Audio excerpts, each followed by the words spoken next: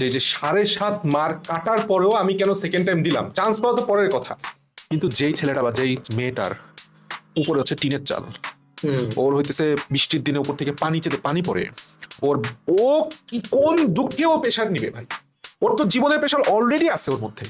ও যদি এই life cycle থেকে ব্রেকডাউন না করতে পারে, তুমি কি হবে চিন্তা করো। একটা ফ্যামিলি, একটা বিলো মিডল ক্লাস বা মিডল ক্লাস ফ্যামিলি থেকে একটা ডাক্তার হওয়া মানে কি, ওর ব্লাড লাইনটা চেঞ্জ করে দেওয়া। এতদিন পর্যন্ত ওর পরিচয় ছিল আমি হচ্ছে রিক্সাওয়ালার ছেলে, রিক্সাওয়ালার মেয়ে, কৃষকের ছেলে, কৃষকের মেয়ে, দিনমজুর ছেলে, দিনমজুর মেয়ে। অবশ্যই I respect both of them, I highly respect them. কিংবা আমার মা একজন গার্মেন্টসে চাকরি করতেছে, বাবা একজন গার্মেন্টসে চাকরি করতেছে, পান বেচে, দর্জি। কিন্তু ওর পরের জেনারেশনটা কি বলবে? আমার বাপ ডাক্তার, আমার মা ডাক্তার, আমার দাদা ডাক্তার, আমার দাদি ডাক্তার। হ্যাঁ, এই যে জেনারেশনাল যে ব্রেকটা, এটা তোর ফিল করতে হবে ভাই।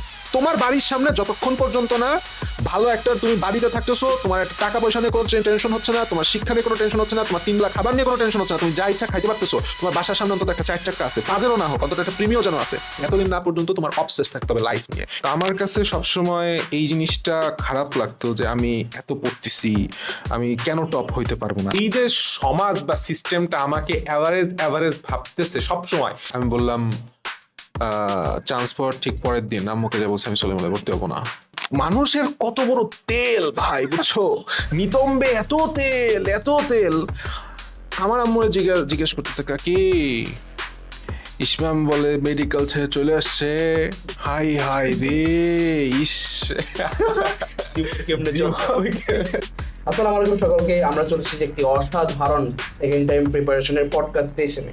তো আমি আরাফাত আহমেদ স্বপ্নিল, পড়ছি স্যার সলিমুল্লাহ মেডিকেল কলেজে এবং ইনফ্রাতে আছি সিইও এবং ফাউন্ডার হিসেবে। আমাদের সাথে আজকে গেস্ট হিসেবে আছেন আমাদের ইসমাম ভাইয়া। ভাই, আপনি কেমন আছেন? ওয়ালাইকুম আসসালাম, এন্ড খুব ভালো আছি। আমি গেস্ট নাও এখন, ঠিক আছে? আচ্ছা, আসলে গেস্ট আসলে Swapnil, is very close junior Salimullah মেডিকেলের। তো কাহিনী হচ্ছে ভাই, আমি সেকেন্ড টাইমের জার্নি বলবো, এখন হোস্ট হিসেবে কারে নিয়ে আসবো, ওরে নিয়ে আসছি, ঠিক আছে না? সো এই আজকে তোমাদের সাথে একটু জাস্ট অল্প কিছু আমার কিছু অনুভূতি, ওর কিছু গাইডলাইন শেয়ার করবো। দুইজনই পড়ায়, ও খুব টপ নচ একজন টিচার, আমি তোমাদের সাথে আসি। টুকটাক আলোচনা হবে ইনশাল্লাহ, গল্প হবে, কথা হবে, অল্প কিছু সময় ইনশাল্লাহ তুমি অনেক কিছু জানতে পারবা ইনশাআল্লাহ। Okay. তো ভাইয়া, প্রথমে আমি আপনাকে আসলে একটা খুবই কিউরিয়াসিটি থেকে একটা কোশ্চেন করতে চাচ্ছি যে আপনার সাথে গল্প করার সময় আমি শুনতে পারলাম যে আপনি প্রায় 7-এর উপরে মার্ক কাটার পরেও, 7.5 সেকেন্ড টাইম, 7.5 মার্ক কাটার পরেও আপনি সেকেন্ড টাইম প্রিপারেশন শুরু করেছিলেন। তো আসলে এটা কিভাবে আপনাকে মোটিভেট করে যে এত একটা মার্ক কাটার পরেও আমি আবার সেকেন্ড টাইম মুভ করব? ফার্স্টে যদি সরাসরি সত্যি কথা বলে দিই তাহলে পোলাপান গালি দিবে আমারে, ঠিক আছে? স্টুডেন্ট গালি দিবে। এখন একদম সিরিয়াস হিসেবে বলি, একদম যদি আমি সেকেন্ড টাইমটা ফিল করি, যেহেতু সেকেন্ড টাইমের বিষয়টা হইতেছে, আমি ফার্স্ট অফ অল খুব শুরু থেকে যে 7.5 মার্ক কাটার পরেও আমি কেন সেকেন্ড টাইম দিলাম, চান্স পাওয়া তো পরের কথা, কেন সেকেন্ড টাইমটা দিলাম এটা হচ্ছে 1 নম্বর কথা, তাই না? এটা হচ্ছে 1 নম্বর কথা। তো ফার্স্টে কাহিনী হচ্ছে আমি একদম শুরু থেকে খুব ডিএমসির প্রতি অবসেস ছিলাম। আচ্ছা, একদম মানে শুইতে, বসতে, খাইতে, হাঁকতে, সবকিছু করতে জিএমসি। কিন্তু সবসময় বিষয়টা হয়েছে কি, আল্লাহ তাআলা মানে আমাকে যা চাইছে তার থেকে একটু কম দিছে, যখন আমার চাওয়াটা সবসময় রাইজ করতেছে, উপরে করতেছে। তো আমি আরেকটা মূল বিষয় হচ্ছে আমি অ্যাভারেজ স্টুডেন্ট ছিলাম, মানে সবাই যে অ্যাভারেজ বলতো। তো আমার কাছে সবসময় এই জিনিসটা খারাপ লাগতো যে আমি এত পড়তেছি, আমি কেন টপ হইতে পারবো না, আমি কেন টপার হইতে পারবো না। মানুষের যে কটা নিউরন দিছে, আমার তো আল্লাহ তাআলা ঠিক সেম নিউরন গুলাই দিছে, তাই না? যে ক্যালিবার গুলো অন্য কেউ দিছে, আমারও সেম ক্যালিবার দিছে, দরকার আমার একটু বেশি দিছে, আমার কাছে যেটা মনে হয়। এখন কাহিনী হইতেছে, তাহলে আমি কেন পারবো না? এই যে সমাজ বা সিস্টেমটা আমাকে অ্যাভারেজ ভাবতেছে সবসময়, এটা আমার কাছে খুব হিট দিত যে না, আমি I will be the top most. আমি এই জন্যই আমি যখন ডিএমসি থেকে সলিমুল্লাহ আমার আসে, আলহামদুলিল্লাহ, আমি আল্লাহ তাআলার কাছে লাখো কোটি শুকর করি যে সলিমুল্লাহ মেডিকেলে আসছে ফার্স্ট টাইমে। বাট সলিমুল্লাহ যখন আমি আসে, তখন আমি আসলে ভাবলাম, ওই দিনই রেজাল্ট দেখা সেদিন আমি ডিসিশন নিচ্ছি যে আমি সেকেন্ড টাইম দিব। অ্যান্ড যারা 7.5 মার্কেটে, তুমি ধরো আমার এই যে আমি ফার্স্ট টাইমে যে সলিমুল্লাহ চান্স পাইছি, এইটা জাস্ট তুমি যদি একটু বাদ করে দেয় কেউ, বুঝছো স্বপ্নিল, তাহলে তুমি ধরো 7.5 মার্ক এখন কাটতেছে 3 মার্ক, তো সেটুসে আমার 4.5 মার্ক কাটা গেছে, সেটুসে জিপিএর কারণে, জিপিএ কম থাকার কারণে। তার মানে আমি অন্তত এইটুক অন্তত একটা পজিটিভ ইম্প্যাক্ট সেকেন্ড টাইম অ্যাডমিশনে তৈরি করতে পারছি, যার জিপিএ কম আছে, তারা যেন হতাশ না হয়ে যায়। আমাদের 5.1 ও ব্যাচ থেকে প্রিয়াঙ্কা সরকার নাম, ও প্রায় 5 কাইটে শেরে বাংলা মেডিকেলে চান্স পাইছে। ওর ফার্স্ট টাইমে মার্ক ছিল হইতেছে 70 সামথিং, এরপরে সেকেন্ড টাইম মার্ক আসছে 82 বা 83 এরকম মার্ক আসছে। তো দ্যাটস ইট, আমার কাছে মনে হয়েছে যে আমার আরেকবার ট্রাই করা উচিত। আমার বেস্টটা, আমি খুব অবসেসড ছিলাম ডিএমসি নিয়ে, অবসেসড ছিলাম যে আমাকে আরো বেশি ভালো প্রুফ করতে হবে। এই যে নিজেকে ভালো প্রুফ করার যে জেদ, এই জেদ থেকে আমার সেকেন্ড টাইম দেওয়া। যাক মাশাল্লাহ, আসলে এই জেদটা গেইন করাটা অনেকটা টাফ হয়ে যায়, কারণ ম্যাক্সিমাম ক্ষেত্রে দেখা যায় ভেঙে পড়ে সবাই। তো আসলে আপনি আমাকে বলেন ভাইয়া, যে যদি সেকেন্ড টাইমে আমাদের মেডিকেলে প্রিপারেশন হওয়ার ক্ষেত্রে আমাদের যদি অন্য কোনো প্রতিষ্ঠানে আমরা আগে থেকে অ্যাডমিটেড না হতে পারি, লাইক অন্যান্য যেমন কৃষি আছে বা ইউনিভার্সিটি যেগুলো আছে, ম্যাক্সিমাম ক্ষেত্রে দেখা যায় যে মেডিকেলের প্রিপারেশনটা একটু ভিন্ন হয়, Right. তো ওই অন্যগুলো তো চান্স পাওয়াটা টাফ হয়ে যায়। Right. তো সেই ক্ষেত্রে স্টুডেন্টরা কি করতে পারে, বা আপনি কিভাবে নিজেকে মোটিভেটেড রাখতেন যে অন্য কোথাও চান্স না হলেও যাতে আমি সেকেন্ড টাইম মেডিকেলে একটা বেস্ট প্রিপারেশন নিতে পারি? তুমি বিশ্বাস করবা কিনা জানি না, আমি বললাম সেকেন্ড টাইম যেহেতু সলিমুল্লাহ ভর্তি হলে 7.5 মার্ক কাটা যাবে, আমি বললাম চান্স পাওয়ার ঠিক পরের দিন আম্মুকে যা বলছি, আমি সলিমুল্লাহ ভর্তি হবো না, সলিমুল্লাহ আমি ভর্তি হবই না, আমি সেকেন্ড টাইম দিব ডিএমসির জন্য। আম্মু বলে যে ছেলে পাগল হয়ে গেছে, কান্নাকাটি শুরু করে দিছে। পরে পাপা বুঝাইলো অনেক বোঝানোর পরে। তো এই ফার্স্ট টাইমে যে চান্স পাইতেই হবে, কোনো জায়গায় অ্যাডমিট থাকতে পারলে ভালো ভাই, ঠিক আছে, নাই মামার চাইতে তো কানা মামা ভালো আর কি। তো থাকতে পারলে ভালো, বাট তোমার থাকতেই হবে এমন কোনো ডিসিশন, মানে কোনো বাধ্যবাধকতা নাই। যেরকম এখন পর্যন্ত বললাম অনেকের স্টুডেন্টের চান্স হয় নাই, এগ্রি হয়ে গেছে হয় নাই, জাবি হয়ে গেছে হয় নাই, জবি হয়েছে হয় নাই, ঢাবি হয়েছে হয় নাই, চবি হয়েছে হয় নাই, বাকি আছে কি জিএসটি, রাবিসি বাকি আছে। তো এই যে জিএসটি পর্যন্ত যারা ভাববে যে না আমি জিএসটি পরে ট্রাই করব, তারা বললাম ভাই সুদা সবটা কথা একটা মারা খাইতে যাচ্ছে, ট্রুলি স্পিকিং মারা খাইতে যাচ্ছে। কারণ সেকেন্ড টাইমে তোমার জিএসটি 4 মাস পরে, ঠিক আছে না, অনেকটা সময় লস, অনেক সময় লস হইতেছে না, ওর উচিত হইতেছে সেকেন্ড টাইমের পাশাপাশি যদি জিএসটিও দিতেই খুব ইচ্ছা করে কোশ্চেন ব্যাংকটা সলভ করা। এটা ট্রু। আচ্ছা ভাইয়া, ম্যাক্সিমাম ক্ষেত্রে দেখা যায় কি আমরা যখন প্রিপারেশন নেই বা বিভিন্ন কোচিং এ যাই, বিভিন্ন জায়গায় পরীক্ষা দিই, আমাদের একটা সার্কেল থাকে। ওই সার্কেলের মাঝে দেখা যায় কি একজন দুজন চান্স পাইলো, বা আমি কেন চান্স পেলাম না, সেই জায়গা থেকে আরো বেশি একটা ডিমোটিভেশন কাজ করে, আরো বেশি খারাপ লাগা শুরু করে। আমার ফ্রেন্ডরা স্টোরি দিচ্ছে, আমার ফ্রেন্ডরা বিভিন্ন মানে আনন্দ করতেছে, গ্র্যান্ড সেলিব্রেশন করতেছে, সেই সময় আসলে নিজেকে মানে ধরে রাখাটা আসলে খুবই টাফ। খুবই টাফ। আপনার কেমন লাগতো সেই সময়টাতে? বিষয় হচ্ছে যখন আমি সেকেন্ড টাইম প্রিপারেশন নিয়ে শুরু করি, অ্যারাউন্ড 1.5 মাসের মতো আমি প্রিপারেশন নিয়েছিলাম, যে একদম মেডিকেল থেকে বিচ্যুত হয়ে। সো আমি বললাম ভাই প্রচুর পরিমাণে বুলিং এর শিকার হয়েছি, ছেলে পাগল হয়ে গেছে, ছেলের এই অবস্থা, মাথা খারাপ থেকে শুরু করে, মানে তারপরে আর 1.5 মাস মেডিকেলে ক্লাস, তুমি জানো, তুমি মেডিকেলে ফার্স্ট ইয়ারে হিউজ চাপ থাকে, তাই না, অনেক চাপ থাকে, তুমি অলরেডি এটা বুঝতেছো। তো যখন আমি রেগুলার মানে ইরেগুলার কোনো ক্লাস করতেছি না, আইটেম দিচ্ছি না, কোনো টিউটোরিয়াল ক্লাস করতেছি না, লেকচার ক্লাস করতেছি না, কিচ্ছু হচ্ছে না, নাম হয়ে গেল ডুমুরের ফুল। এটা ভাই আসলে খুব প্যারাদায়ক, এবং আমি এটা নিয়ে প্রচুর বুলিং এর শিকার হয়েছি। এন্ড আর একটা গুরুত্বপূর্ণ কথা, যা তোমরা যারা শুনতে পাচ্ছ বা দেখতেছো পর্দার ওই পাশে, বুলিং আমি মনে করি কি স্বপ্নিল, বুঝছো, একটা লাইক ফুয়েল, ঠিক আছে না, ফুয়েল। ধরো তোমার আমি বললাম যে স্বপ্নিল, তোমার বুলি করলাম, স্বপ্নিল তুমি হচ্ছে খুব কালো, না ভাই এটা বাস্তবতা। এখন তুমি তুমি মোটিভেটেড হইতে পারো রাফসানকে দেখে, তাই না, রাফসানকে দেখে মোটিভেট হইতে পারো। আমি সবসময় মনে করি যে এটা একটা ফুয়েল, এবং আমি কখনোই বুলিংটারে খুব সিরিয়াস নিছি, যে তুই আমার বুলিং করছিস মানে তুই গেছিস ভাই, ঠিক আছে না, এরকম হয়ে গেছে যে তোমার সেটা ফেসবুক পর্যন্ত গড়াইছে, ঠিক আছে, ফেসবুকের থেকে মাঠ পর্যন্ত গরম হয়ে গেছে, হাতাহাতি মতো অবস্থা, কথা হয় না স্টিল না পর্যন্ত, এরকম একটা অবস্থা গেছে। কিন্তু আমি মনে করি আসলে যে আমি, এবং সেকেন্ড টাইম মেডিকেলের আর একটা রিজন আছে যে আমি কেন টিএমসির প্রতি গেলাম। দেখবা যে প্রত্যেকটা ফ্যামিলির কিছু মেম্বার থাকে, এটা নট নেসেসারি যে তোমার বাবা মা হবে বা সামথিং, দূর সম্পর্কের ভাই বোন হয়, চাচাতো খালাতো মামাতো ভাই বোন এটসেট্রা হয়। প্রশ্ন হতেছে তুই তো এত পড়ছিস, করোনার সময় কি হয়েছে, মানে আমি জানলা মাল্লা সব আটকায় দিয়ে পড়ছি, তারপর কেউ কোনো আত্মীয় স্বজন বাসায় আসছে, আমি তাদের সাথে পর্যন্ত দেখা সাক্ষাৎ করি নাই, মানে এরকম লেভেলের অসামাজিক জীব হয়ে গেছিলাম। আম্মু বলতো না, পাপা বলতো যে তুই এত অসামাজিক জীব, তাই আমি বলতাম সামাজিকতা দেখানো যাবে, সমস্যা নাই, সময় আছে। তো বলতো তুই এত পড়ালেখা করছিস, তুই ডিএমসি পাইলি না, ঢাবি পাইলি না, বুয়েট পাইলি না, তোর তো পাওয়া দরকার ছিল, তো ওই জিনিসটা আমার না খুব বেশি হিট করছে যে তোরে আমি দেখাই দেব। তো আমি মনে করি প্রত্যেকটা সেকেন্ড টাইমারের এই যে দেখাই দেওয়া মেন্টালিটি বা দেখাই দেওয়া জেদটা এটা রাখা দরকার। এবং আমি হয়তোবা আমার ইমোশনটারে খুব বেশি এক্সপ্রেস করি না, হাসে খেলে কথা কথা বলি, বা আমার ইমোশন আমি কতটা ব্রেকডাউনের মধ্য দিয়ে গেছি আমি সেটা প্রকাশ করি না। এরকমও গেছে যে রাত ভরে কাঁদছি, ঠিক আছে, রাত ভরে কাঁদছি, নাকের পানি মুখের মধ্যে ঢুকছে, হ্যাঁ চোখের পানি মুখের মধ্যে ঢুকছে, নাক মুছতে মুছতে টিস্যু শেষ হয়ে গেছে, কাঁথা দিয়ে মুছতে মুছা লাগছে, হ্যাঁ। তো এরকম অনেক রাত গেছে। তো এটা প্রত্যেকটা সেকেন্ড টাইমারে বললাম যাবে।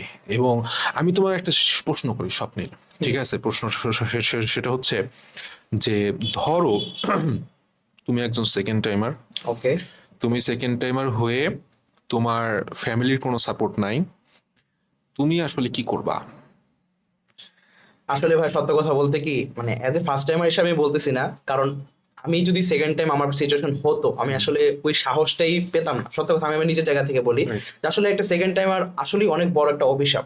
অভিশাপের বিষয়টা কেমন, মানে এটা মানুষ তৈরি করে, কিন্তু আমি ফার্স্ট টাইম আমার যে কোনো একটা ভুলের কারণে যে কোনো অ্যাক্সিডেন্টের কারণে আমার হইতেই পারে, বাট আলটিমেটলি মানুষ যেভাবে বোলিং করা শুরু করে তখন এটাকে একটা ইম্পসিবল বানাই ফেলে। এটা মানুষের কথাবার্তার কারণে। আবার ওই রেজাল্টের দিন কিছু নতুন নতুন আত্মীয় স্বজন রেস করে যাদেরকে আগে কখনো পাওয়া যায় না।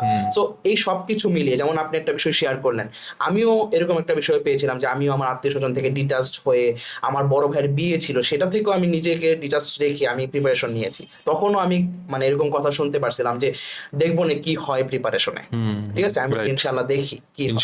তো সেই জায়গা থেকে আমার হয়ে গেছে, কিন্তু অনেকেরই হয় নাই। বাট এই যে আবার কাম ব্যাক করা, এটা আসলেই অনেক বড় সাহসিকতার পরিচয়। এবং যারা আমি মনে করি যারা এই ভিডিওটা দেখতেছে অলরেডি তারা নিজেদেরকে অনেকটা শক্তিশালী মোটামুটি করে ফেলছে, করতে পারছে এবং প্রুভ করতে পারছে যে না আমি আবার নিজেকে নিয়ে যাব সেই পর্যায়ে। তো আসলে এটা অনেক বড় একটা যুদ্ধ। তুমি তুমি তোমার কাছে যেই প্রশ্নটা জিজ্ঞেস করলাম সেটা একদম কারেক্ট অ্যান্সার তুমি দিতে পারছো। যে ওরা আসলে এটা আমি তোমার কাছে চাচ্ছিলাম যে ফেক একটা যে ইম্পসিবল থিং এটা বানানো হয়েছে, এটা বললাম ও বানায় নাই ভাই, মানুষ সিস্টেম কোচিং গুলো ওর মধ্যে বানাইছে, ওর মধ্যে ঢুকাইছে, ঠিক আছে না। আর একটা কথা হইতেছে কি সেকেন্ড টাইমে আমি প্রিপারেশন, তুমি যদি আমার বলো যে ভাই সেকেন্ড টাইমে কি কোনো কোচিং করছিলেন, আমি উত্তর দিব না, not a single coaching, not a single coaching. আমি 1.5 মাস প্রিপারেশন নিয়ে সেকেন্ড টাইম দিচ্ছি, আমার এই সেকেন্ড টাইমে মার্কস ছিল 83.5। তাহলে এখন প্রশ্ন হইতেছে আমি 1.5 মাস প্রিপারেশন নিলাম উইদাউট কোচিং, কেন, কিভাবে? কারণ কি এই যে ফার্স্ট টাইমের যে ভুল না ভাই, ফার্স্ট টাইমের ভুলগুলো তুমি যদি অফলাইন কোচিং এ আবার অ্যাডমিট হও সেম ভুল হবে, সেম ভুল হবে। অফলাইন কোচিং এর একটা মারাত্মক ফেক হাইপে চলে ভাই। ফেক হাইপটা হইতেছে, তুমি যদি আমার জিজ্ঞেস করো যে ভাই আপনার কেন অফলাইন কোচিং ছিলেন করলেন না, কারণ হইতেছে ওইখানে 1 নাম্বার ক্লাসের কোনো কোয়ালিটি নাই, একদম বাজে কোয়ালিটি। 2 নাম্বার হইতেছে আমি সবসময় চাইছি যে আমার উইক পয়েন্টের গুলোর উপর কাজ করতে। সেকেন্ড টাইমে ফার্স্ট ফরমোস্ট কাজ হচ্ছে উইক পয়েন্টের উপর কাজ করা। ওরা ভাই নির্দিষ্ট রুটিন বানাই দিবে, সেই রক্ত চ্যাপ্টার থেকে A to Z সব সময় পড়া, মানে গতানুগতিক সেই সেম ক্লাসটা আমি আবার করতেছি, মানে লাভ হইতেছে না, লাভ হইতেছে না। হ্যাঁ, তো আমি আমার সেম ভুলের দিকে বারবার আগায় যাচ্ছি। তো আলটিমেটলি দেখা যায় যে সেকেন্ড টাইমের ক্ষেত্রেও বেশিরভাগ ক্ষেত্রে ভাই একটা বিষয় আমার কাছে খুব অবাক লাগে যে কোচিং এর বিষয়টা অনেকটা ট্রেন্ডে পরিণত হয়েছে যে আমার সেকেন্ড টাইম হোক ফার্স্ট টাইম হোক মানে নিজে পড়ার থেকে বেশি কোচিং এর ফোকাস করা। এই বিষয়ে আপনি কি বলতে চান? এইটা আমাদের 2টা কারণ। 1 নাম্বার হইতেছে কোচিং গুলা ডিরেক্ট, আমি বলতেছি ডিরেক্ট চ্যালেঞ্জ করে বলতে পারবো ভাই, সরি টু সে, প্রত্যেকটা কোচিংই তাদের বেস্টটা দেওয়ার চেষ্টা করে, বাট আলটিমেটলি ওপেনলি বলতে গেলে এটা হইতেছে একটা মার্কেট প্লেস। হ্যাঁ, প্রত্যেকটা কোচিং বলো অফলাইন অনলাইন মার্কেট প্লেস, প্রত্যেকটা ব্যবসায়ী প্রতিষ্ঠান, আমরা সেটাও ব্যবসায়ী। কিন্তু কথা হইতেছে সত্যি কথা বলাটা গার্ডস লাগবে, যে সত্যটা সত্য বলতে পারে তার একটা মেরুদণ্ড আছে। এখন 2 নাম্বার কারণটা হচ্ছে আমাদের বাবা মা। মোস্ট অফ দ্য কেস তুমি যদি আমাকে প্রশ্ন করো যে আমার বাবা মা ডাক্তার কিনা, না। তোমার বাবা মা ডাক্তার কিনা, না। তো তারা তো অ্যাডমিশনের এই মেডিকেলের অ্যাডমিশন ফেজটাতেই যায় নাই। তো তাদের মধ্যে যখন কোচিং এ আলাদা মাথার মধ্যে ঢুকাইতেছে না আপনার মেয়ের হইতেছে প্রতিদিন নাম্বার এত কম আসতেছে, আপনার মেয়ের চান্স হবে না, আপনার ছেলে বা মেয়ের এত নাম্বার লাগবেই, কোচিং এ প্রতিদিন ক্লাস করতে পাঠাবেনি, কোচিং এ প্রতিদিন নাম্বার লাগবে, উইকলি নাম্বার লাগবে, এবং নট অনলি দ্যাট ওই ছেলে বা মেয়ের শেষ মুহূর্তে সিলেবাস শেষ হচ্ছে না, আর ধরো আমার সিলেবাস শেষ হচ্ছে না, আমি যাই আম্মুরে বললাম আম্মু আমার হচ্ছে সিলেবাস শেষ হচ্ছে না, আমি কোচিং যাবো না, আমি নিজে নিজে পড়বো, চড়াস করে চট দিবে, চট দিয়ে বলবে যে সবাই কেন কোচ করতেছে, তুই কেন পারবি না। এই যে সবার সাথে নিজের সাথে তুলনা করা, এই তুলনাটা করার যে কারণেই হইতেছে সেকেন্ড টাইম আর মোস্টলি ফেল করে। আমি তোমার একটা জিনিস বলি, মানে এটা আমি খুব অবাক হয়েছি। লাস্ট ফাইট আমাদের একটা ব্যাচ ছিল, রিভিশন ব্যাচ, শেষ মুহূর্তে, ঠিক আছে না, 1 মাসের মধ্যে আমরা একদম কম্প্যাক্টলি গুছাই দিছি। আজকে একটা মেয়ে কথা হয়েছে, ও হচ্ছে নোয়াখালী মেডিকেলে চান্স পেয়েছে, বাসা হচ্ছে চট্টগ্রাম। আচ্ছা, ও লাস্ট ফাইটে লাস্টে 15 দিন আগে, পরীক্ষার 15 দিন আগে এসে ভর্তি হয়েছে। ও ভর্তি হওয়ার পরেও আমাকে কল দিছিল, আজকে মাইগ্রেশন নিয়ে কথাবার্তা হইলো, কল দিছিল যে ভাই আমি আসলে ওই লাস্ট ফাইটের জন্য আপনার প্রতি কৃতজ্ঞ। ও অনেক যুদ্ধ করে, মানে আরেকটা স্টুডেন্টের কথা বলতেছে, ওর কথা শেষ, আরেকটা স্টুডেন্ট অনেক যুদ্ধ করে ফ্যামিলি এগেনস্টে যায় হইতেছে, সব কিছু থেকে ডিটাচ হয়ে নিচে পড়ছে, লাস্ট ফাইটে ছিল। এই হচ্ছে মানে সেকেন্ড টাইমারদের যদি আমি মনে করি বড় ভুল একটা, সেটা হচ্ছে নিজের মতো করে না পড়া, কোচিংকে প্রায়োরিটাইজ করা। এটা ভাইয়ার সাথে আমি সম্পূর্ণ একমত। কারণ কি, আমিও যেটা মানে আইডিওলজি ফলো করেছিলাম যে ফ্রিডম অফ স্টাডি, এবং আমি গ্রেটফুল আমার ফ্যামিলির প্রতি যে তারা আমাকে কোনো বললে কিছু করে না। Same to me, right. তো আসলে ফ্রিডম অফ স্টাডি হলে হয় কি, আমি আমার নিজের ভুলগুলো নিয়ে কাজ করার একটা সুযোগ পাই। আমার যাদেরকে পড়ানোর সুযোগ হয়েছিল তাদেরকে আমি মানে এই বিষয়টা আমি দেখছি, মানে গার্ডিয়ানদের মধ্যে, যে আমরা একটা কথা শুনছি যে সবচেয়ে বড় বিজনেস হচ্ছে ভয়ের বিজনেস। এক্স্যাক্টলি। তো আমরা যদি সেই ভয় দেখা যায় কি, ম্যাক্সিমাম কোচিং গুলা তাদের সেরাটা দাও, একটা ফেক ভয় তৈরি করে। হ্যাঁ, একটা ভয় তৈরি করে যে আপনার মেয়ে তো ক্লাস করতেছে না, আপনার মেয়ে তো মানে যে ক্লাসটা আমি অলরেডি 20 বার করে ফেলছি, আমি এক পরিপাক 20টা ক্লাস করছি, আমি জানি এটা আমার প্রবলেম নাই, সেই সময়টা আমি আমার একটা ল্যাকিংসে দিই। হ্যাঁ, কিন্তু সেই সময়টাও কিন্তু আমাদের ফোর্সফুলি গার্ডিয়ানরা এটাতে যায়। এবং আমাদের 99% ক্ষেত্রে দেখা যায় আমাদের ব্যাকগ্রাউন্ড তো মেডিকেল না, আমাদের family background most of them দেখা গেছে খুব বেশি হলে লিটারেট, দেখা গেছে বাবা পর্যন্ত, ইভেন মা পর্যন্ত, মোস্ট অফ দ্য স্টুডেন্টস বাংলাদেশের প্রেক্ষিতে বললাম অত লেভেলের লিটারেট না, তাই না, যে সেই জায়গাটা বুঝবে। সেটাই। আর মেডিকেল হচ্ছে ভাই বলতেই হবে, এটা দুনিয়া ছাড়া প্রিপারেশন, ঠিক আছে, ঠিক আছে, কারণ এটার সাথে অন্য কিছু মিলে না একেবারে, না একেবারে। তো সেই জায়গা থেকে এরকম হয়। আচ্ছা ভাই, অনেক সিরিয়াস কথা তো হলো, আমরা একটু ফানি কিছু করি। আচ্ছা, সেকেন্ড টাইম প্রিপারেশনে তো ঠিক আছে, বুঝলাম অনেক বুলিং এর শিকার হয়েছেন, এখন কতগুলা বান্ধবীর আনফ্রেন্ড, ঠিক আছে। আচ্ছা, বিষয় হতেছে না, মানে আমি ওই বিষয়ে খুব মানে আনইজি, মানে আমার স্টিল নাও বান্ধবী নাই, স্টিল নাও নাই। আমার ফেসবুকের ফ্রেন্ড লিস্ট তুমি দেখতে পারো। সো আমি বুঝতে পারছি তুমি মজা করে বলছো, ওরকম কোনো বিষয় নাই, বাট এটা অনেক ক্ষেত্রে ট্রু, অনেকজনের ট্রু। আমার স্টোরি একটা মজার কথা বলি তোমাকে, ঠিক আছে। মজার কথাটা হইতেছে, আমি তো গেছি বাসায় 1 সপ্তাহ, 1.5 সপ্তাহ, 2 সপ্তাহ পর, সম্ভবত আমার কোন এক রিলেটিভ, মানে আমার বাসা তো খুব জয়েন্ট টাইপের, আমার বাসা, তার পাশে আমার বড় চাচার বাসা, তার পাশে এক চাচার বাসা, আমার বাবারা 11 ভাই বোন, বুঝছো না।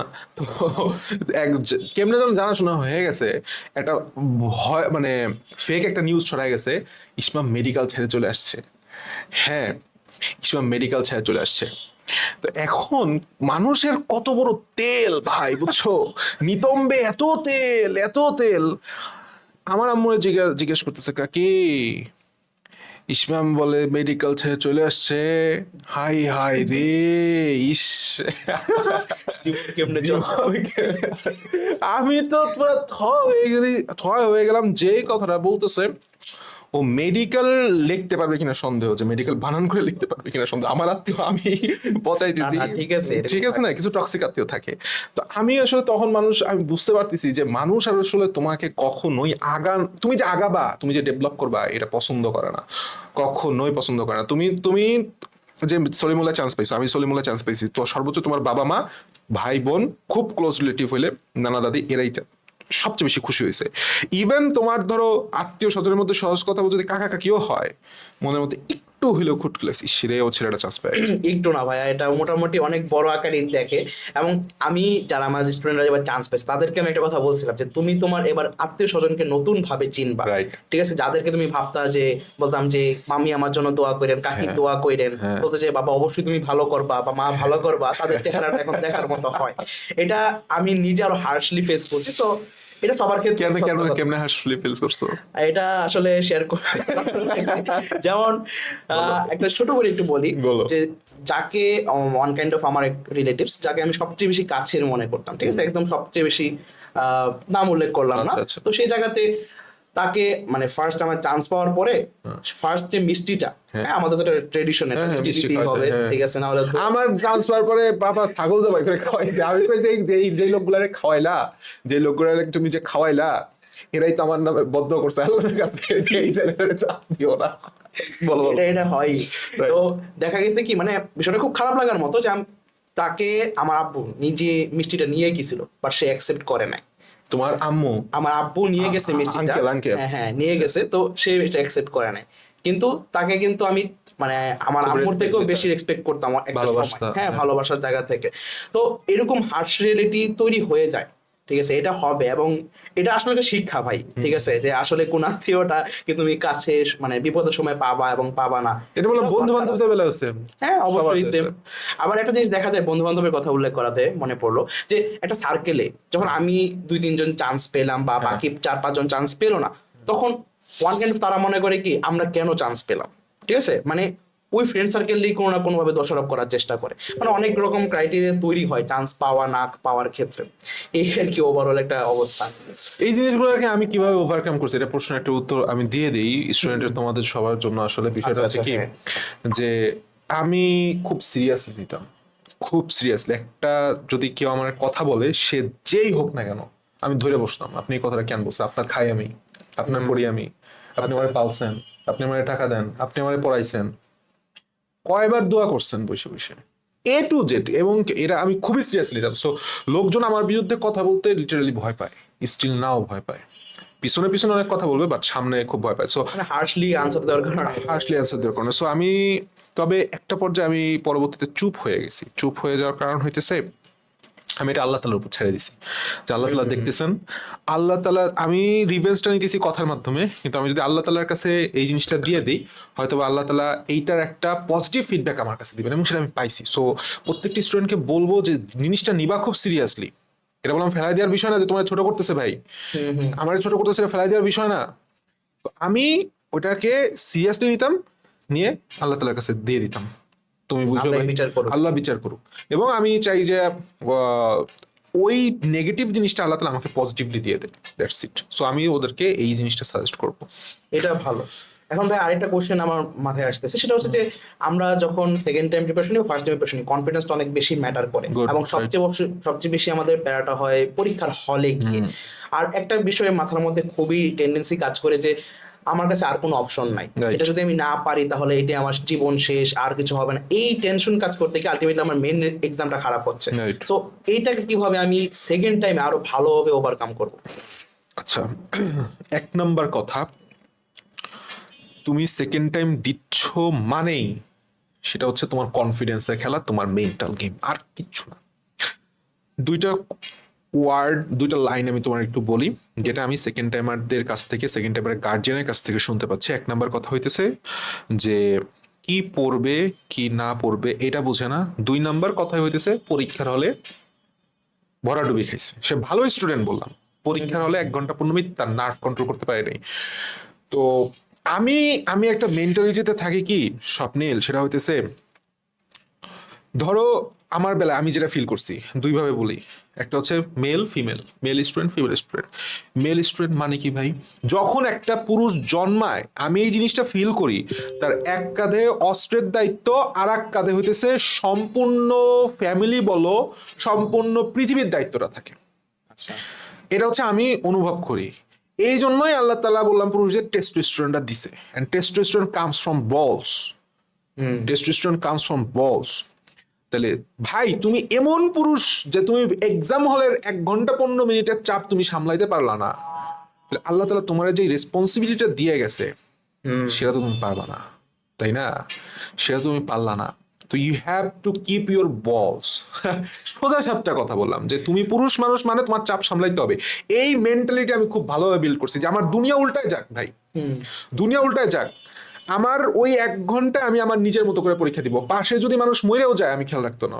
ইভেন কি এখন পর্যন্ত আমার যদি বলা হয় যে তুমি যদি বলো যে ভাই আপনি কালকে ওরে খুন করবেন, ঠিক আছে, আমার দুনিয়া উল্টা জায়গায় আমি ওরে খুন করবো, যদি আমার সেই মেন্টালিটিটা থাকে।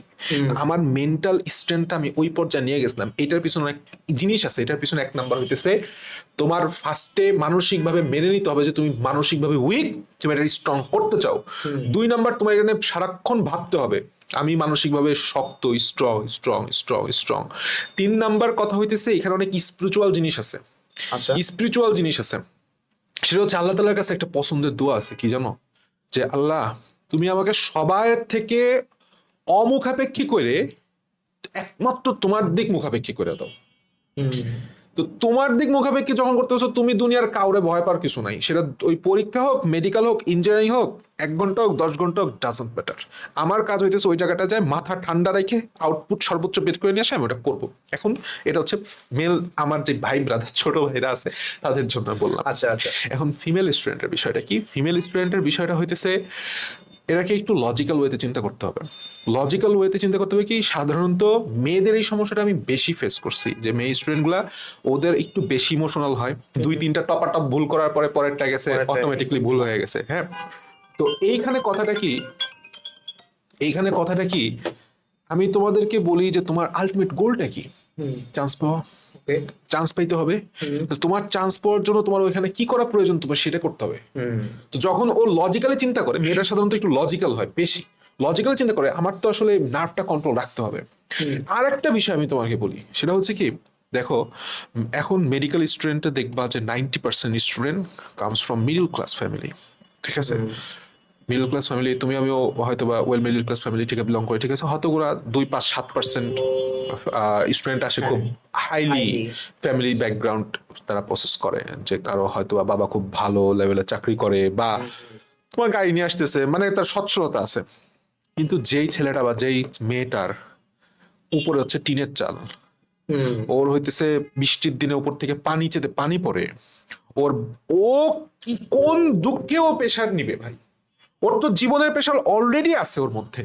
ও যদি এই লাইফ সাইকেল থেকে ব্রেকডাউন না করতে পারে, তুমি কি হবে চিন্তা করো। একটা ফ্যামিলি, একটা বিলো মিডল ক্লাস বা মিডল ক্লাস ফ্যামিলি থেকে একটা ডাক্তার হওয়া মানে কি, ওর ব্লাড লাইনটা চেঞ্জ করে দেওয়া। এতদিন পর্যন্ত ওর পরিচয় ছিল আমি হচ্ছে রিক্সাওয়ালার ছেলে, রিক্সাওয়ালার মেয়ে, কৃষকের ছেলে, কৃষকের মেয়ে, দিনমজুরের ছেলে, দিনমজুরের মেয়ে। অবশ্যই I respect both of them, I highly respect them. কিংবা আমার মা একজন গার্মেন্টসে চাকরি করতেছে, বাবা একজন গার্মেন্টসে চাকরি করতেছে, পান বেচে, দর্জি। কিন্তু ওর পরের জেনারেশনটা কি বলবে? আমার বাপ ডাক্তার, আমার মা ডাক্তার, আমার দাদা ডাক্তার, আমার দাদি ডাক্তার। হ্যাঁ, এই যে জেনারেশনাল যে ব্রেকটা, এটা তোর ফিল করতে হবে ভাই। তোমার বাড়ির সামনে যতক্ষণ পর্যন্ত না ভালো একটা তুমি বাড়িতে থাকতেছো, তোমার একটা টাকা পয়সা নিয়ে কোনো টেনশন হচ্ছে না, তোমার শিক্ষা নিয়ে কোনো টেনশন হচ্ছে না, তোমার 3 বেলা খাবার নিয়ে কোনো টেনশন হচ্ছে না, তুমি যা ইচ্ছা খাইতে পারতেছো, তোমার বাসার সামনে অন্তত একটা 4 চাক্কা আছে, পাজেরও না হোক অন্তত একটা প্রিমিও যেন আছে, এতদিন না পর্যন্ত তোমার অবসেস থাকতে হবে লাইফ নিয়ে। চাপ নিতে পারে, চাপ নিয়ে তোমার অবসেস। আমি চাপ নিতে পছন্দ করি, এরকম একটা মেন্টালিটি বিল্ড আপ করছিলাম। এই জন্য আমি কনফিডেন্ট এরকম লেভেলে ছিলাম, আলহামদুলিল্লাহ যে ভাই আমি 95 টার্গেট করছি। কথা বুঝো, 95 থেকে 7.5 মার্ক কাটে উফ বিন্দাস ডিএমসি হয়ে গেছে, টপ করব। তো আমি হচ্ছে এই কনফিডেন্টের মানুষ। আমি প্রত্যেকটা স্টুডেন্টকে বলবো তুমি কনফিডেন্সটা বিল্ড আপ করো। একটা স্টুডেন্ট আন্টির সাথে কথা হচ্ছিল, আমি অবশ্যই প্রত্যেকটা গার্জিয়ানকে ভাই সম্মান করি এবং প্রত্যেকটা গার্জিয়ানের স্ট্রাগল আমি শোনার চেষ্টা করি। তো আন্টি বলতেছিল হচ্ছে আমার মেয়েটা খুব নরম মেয়ে এবং মেয়ের বাবা হইতেছে 22 সালে মারা গেছে। ঠিক আছে, তো তোমার কোনো ওর কোনো বড় ভাই ছিল না, বড় ভাই নাই, সেরকম কোনো আত্মীয় স্বজন যায় যে ওকে গাইড করবে। ঠিক আছে, ফাইন্যান্সিয়ালি হয়তো বা একটু স্টেবল, বাট খুব বেশি স্টেবল না। যে ধরো আমি একটা কথা বলি, সেটা হচ্ছে আমার বাসায় ইন্টারমিডিয়েটে 5 জন টিচার ছিল। আচ্ছা, 5 জন টিচার ছিল। তোমার বাসায় টিচার ছিল, হ্যাঁ, বিশ্বাস করো বা না করো, ছিল। কত জনের অ্যাবিলিটি আছে মাসে 50-60 হাজার টাকা দিয়ে একটা 2-3টা টিচার রাখা? ঢাকা শহরে বলো, আন্টি ঢাকা শহরের, মেয়েটা বড় কলেজ, ঠিক আছে বললাম না, নাম বললাম না। তো আমি বললাম আন্টি একটু স্টুডেন্টের সাথে আমি কথা বলতে চাই। আমি বললাম যে একটা মেয়ের মাথার ছাদ কি হয় বলতো? ফার্স্টে তার বাবা, দ্বিতীয়বার হইতেছে তার হাজবেন্ড। তোমার মাথার ছাদ বললাম নাই, তোমার বললাম ছাদ তুমি নিজেই। তোমার ছাদ তোমাকে বিল্ড আপ করতে হবে। ওই একটা কথায় ও আলহামদুলিল্লাহ কনফিডেন্স বিল্ড আপ করছে। এই জিনিসটা আসলে একটা গাইডলাইনের মেন্টরের প্রয়োজন, যেটা আমরা ফাইট ব্যাকে দিয়ে থাকি। That's the thing Swapnil, that's the thing. এর চাইতে বেশি আমি কিছুই না, আমি খুব ক্ষুদ্র মানুষ। না আসলে মানুষ হিসেবে আমরা এমনিতেও ক্ষুদ্র, Right. কিন্তু আপনার কথাগুলো খুব ভালো লাগলো যে না আসলে আমরা যদি সেই গার্ডসটা রাখতে পারি অ্যাজ এ ছেলে এবং মেয়ে হিসেবে, আমরা যেটা করতে পারি যে আমাদের ফ্যামিলি ব্যাকগ্রাউন্ড এবং সবকিছু মিলিয়ে আমরা আমাদের ফোকাস রাখার সবচেয়ে বড় বিষয়। আর স্পিরিচুয়াল দিক থেকে অবশ্যই আল্লাহ তাআলা না দিলে তো সম্ভব না, কারণ আমরা একটা কথা জানি যে কোরআন থেকে যদি বলি ওয়ায়াম করুনা ওয়ায়াম করুল্লাহ Right, right. আল্লাহু খায়রুল মাকিরিন, Right. যে আল্লাহ তাআলা শ্রেষ্ঠ পরিকল্পনা করেন। Exactly. যদি আল্লাহ দেয় ইনশাআল্লাহ হবে। তো লাস্ট আপনাকে একটা কোশ্চেন করবো, সেটা হচ্ছে আমরা জানি যেটা একটা মেডিকেল অ্যাসপিরেন্ট যখন প্রিপারেশন নেয় আলটিমেটলি তার ফুল ফ্যামিলিটাই যেন প্রিপারেশন নিচ্ছে। তো সেখানে একটা গার্ডিয়ান যারা আজকে আমাদের ভিডিওটা দেখতেছেন, তো গার্ডিয়ানসরা বা আমাদের যে পরিবারের সদস্যরা আছে তারা কিভাবে এই প্রিপারেশনে হেল্প করবে? এক নম্বর কথা হইতেছে, আমি যখন ফার্স্ট টাইমে মেডিকেলে পরীক্ষা দিব, যেদিন শুক্রবার, আম্মু হচ্ছে বৃহস্পতিবার এবং শুক্রবার 2 দিন রোজা ছিল, এবং আমি যে বাসার থেকে বেরোইছি এবং বাসায় আসা পর্যন্ত সে জায়নামাজে আছে। এক নম্বর কথা হচ্ছে, অনেক গার্জিয়ান আছে বুঝছো, কারণ আমার প্রতিদিন গার্জিয়ানের সাথে কথা হয়, অনেক গার্জিয়ান আছে। তো গার্জিয়ান যারা আঙ্কেল বা আন্টি আছে, আমি তাদের ছেলের বয়সী, তো অবশ্যই।